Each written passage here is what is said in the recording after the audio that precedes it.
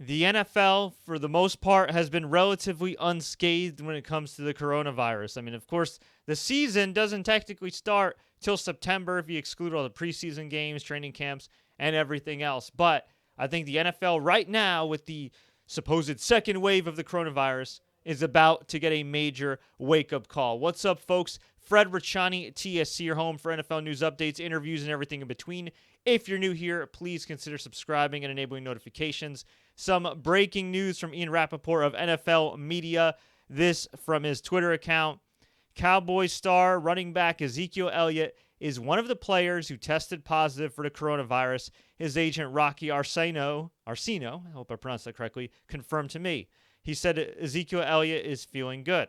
Well, it's good that he's feeling good, not good that he tested positive. And earlier in the day, Ian also tweeted, several Dallas Cowboys players and several Houston Texans players have tested positive for COVID-19 recently, sources tell me. None of the players are believed to have been at their team facilities.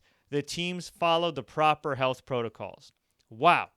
Now, this is a major story for a few reasons. One, COVID-19 is still out there. There is no real reliable treatment yet. There is no real cure yet.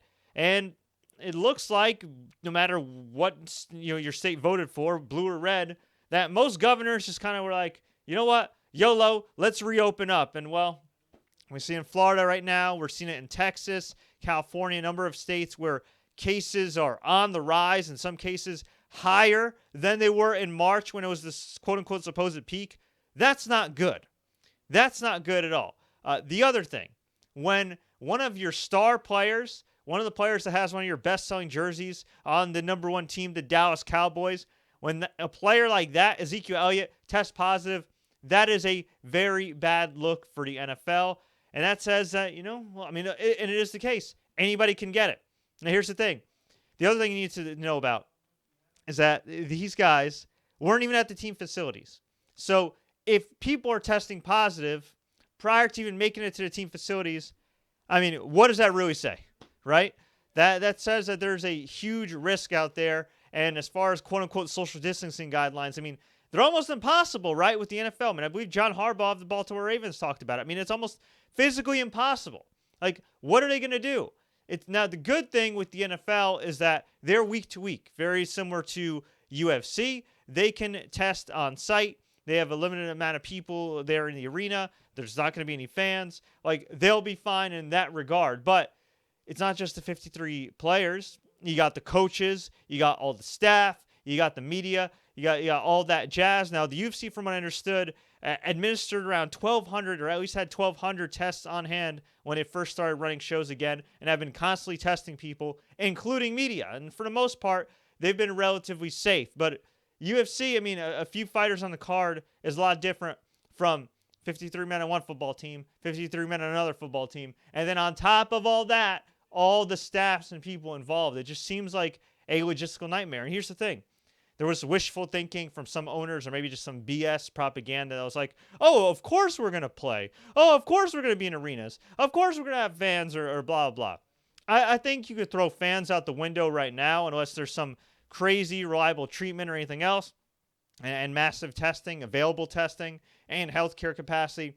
I think as far as being able to, say, have the LA Rams play in LA, have the Patriots play in New England, I think that's also out the window. I think you want to minimize travel. And I think what they're going to have to do is maybe come to some sort of agreement that the NBA is trying to do right now, or at least the NBA thought they had an agreement. The NBA thought they had an agreement with all the players where it's like, hey, we're all going to be in this bubble in Disneyland, or Disney World. It's going to be great. You can't go out a lot, but hey, you'll be in sunny Florida. We'll be all good. Well, what happens now with all the cases rising in Florida? What happens now with Florida? Turns out, they're suppressing data when that's all kind of revealed and leaked and everything else. And what happens if, say, the NBA can't come to an agreement, like a real agreement, not just a press release? Let's say the MLB says, screw it. We're not going to have a season. What happens if NHL says, screw it? Now, there will be a lot of pressure on football because not just the money involved, but the fact that they're the one league that seems like they have their ish together right now because of the timing. But if things don't improve in the actual real world, How unscathed can the NFL really be? Now, from a personal standpoint, I'm not going to shame anybody for getting COVID-19 unless you're Rudy Gobert and whatever. I think he learned his lesson.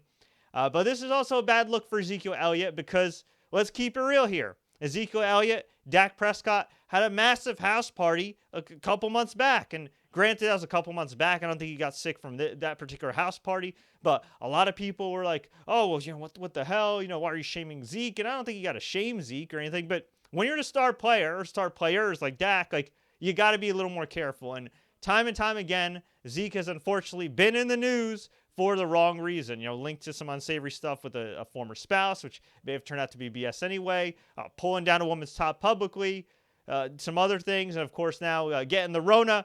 Not the best look for Zeke, but I'm glad he's healthy. I hope all the players are healthy. I hope all the players recover. Folks, y'all got to be careful, man. I got a lot of friends in Texas, not wearing masks, just out and about. This virus is still here. I'm not a doctor. I'm not trying to tell you how to live your life. I'm just saying be careful. And if we're keeping it real here, Ezekiel Elliott, any of the players that tested positive here that we don't know about yet, keep this in mind. They're probably in better shape than at least 90% of the human race. 90%. Okay? 90%. Okay? Which means, God forbid, if you ever get this virus, you're not going to have as much of a fighting chance. Doesn't mean you can't recover, but you don't know about the long-term effects. Everybody talks about, the death rate, the death rate's so low. It's not just about the death rate. I mean, there's a Facebook survivors group for COVID-19. Go through it. There's people of all different age groups who have quote-unquote recovered that still are having major side effects and possibly long-term effects, pre-existing conditions for the rest of their lives. So I'm not saying live in fear or anything like that, but just please be cautious, not just for yourself, but for your fellow man, for your fellow woman. And in the case of the NFL, I don't know. Look, they got money on top of money on top of money.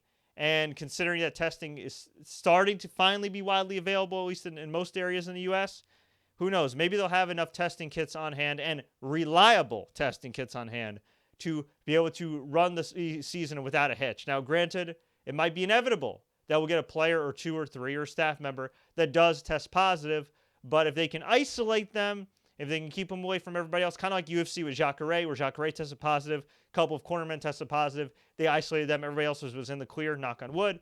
If they can do that, that's fine. And, who knows? Maybe Roger Goodell will have to make a call to Dana White. I mean, say what you want about Dana White, and there's a lot I could say, but so far, I think they've done a good job with protecting their athletes when it comes to running events. But, football, it's a different animal, especially, again, with so much more personnel involved. But I want to hear from you. Do you actually think there will be an NFL season? Do you think the NFL really has a plan in place or is still living in la la land? Let me know. Leave a comment below. If you enjoyed this update, like, share, take care. Don't forget to subscribe and enable notifications for more updates like this. And what else can I say other than please, folks, stay safe. Black Lives Matter. I love you. Thank you so much for the support. I know there's a lot going on in the real world, but the fact that you tune in and listen to me, I appreciate that very much. So stay safe, and until next time, enjoy the games. Well, maybe not the football games right now, but I guess there's cornhole on.